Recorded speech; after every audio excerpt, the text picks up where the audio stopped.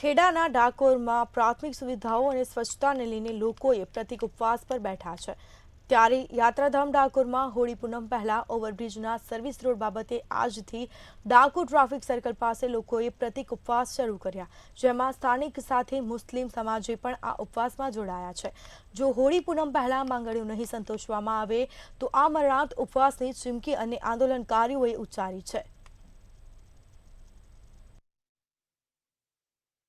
અમારી મુખ્ય માગણી એવી છે કે હોળીની પૂનમ પહેલા આવનાર ભક્તોને પીવાના પાણી, શૌચાલય, જમવાની સુવિધા પૂરી પાડે। ડાકોરના આગમનથી સમગ્ર શહેરમાં ઉભરાતી ગટરો, ખુલ્લી ગટરો તાત્કાલિક સમારકામ કરવું।